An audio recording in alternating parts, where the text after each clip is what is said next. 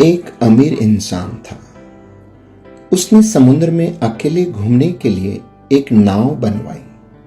छुट्टी के दिन वह नाव लेकर समुद्र की सैर करने निकला।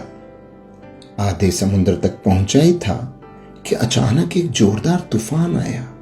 उसकी नाव पूरी तरह से तहस नहस हो गई, लेकिन वह लाइफ जैकेट की मदद से समुद्र में कूद गया।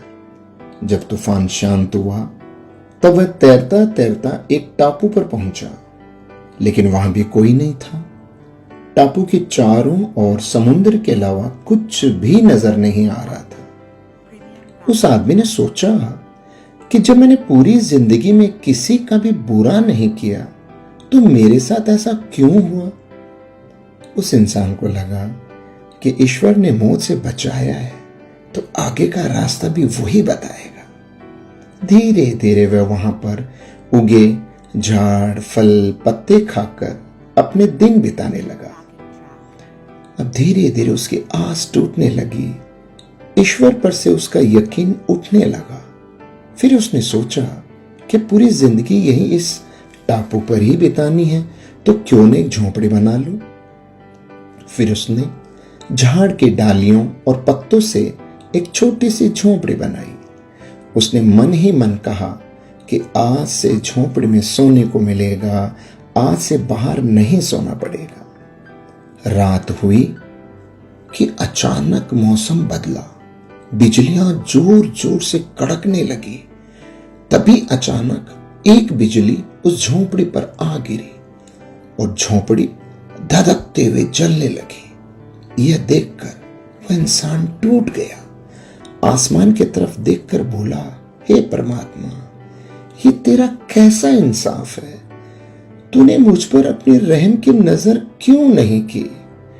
फिर वह इंसान हताश होकर सर पर हाथ रखकर रो रहा था कि अचानक एक नाव टापू के पास आई।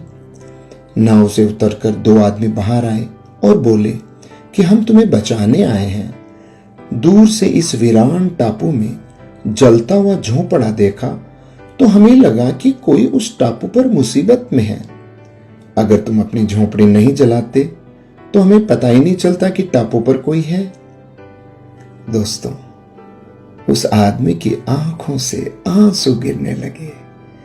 उसने ईश्वर से माफी मांगी और बोला कि हे परमात्मा, मुझे क्या पता था कि तूने मुझे बचाने के लिए मेरी झोंपड़ी जलाई थी।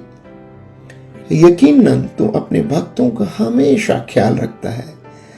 तूने मेरे सब्र का इम्तिहान लिया, लेकिन मैं उसमें फेल हो गया। मुझे माफ कर दीजिए। दोस्तों, ईश्वर अपने भक्तों से दूर नहीं है। उसे सब पता है कि अपने भक्तों को कब और कैसे देना है। उसकी रहमतों की बरसात तो हर पल हर घड़ी 24 घंटे हो रही है। बस कमी है तो हमारे विश्वास की। हमारा विश्वास ही है जो डगमगा जाता है। जब एक सांसारिक पिता ही अपने बच्चे को दुख तकलीफों में नहीं देख सकता तो जिस पिता ने इस सृष्टि की रचना की है वो भला कैसे अपने बच्चों को बीच मझधार में छोड़ सकता है। प्रेमियों, दिन चाहे सुख के हों या दुख के, प्रभु अपने भक्तों के साथ हमेशा रहता है। राधे राधे।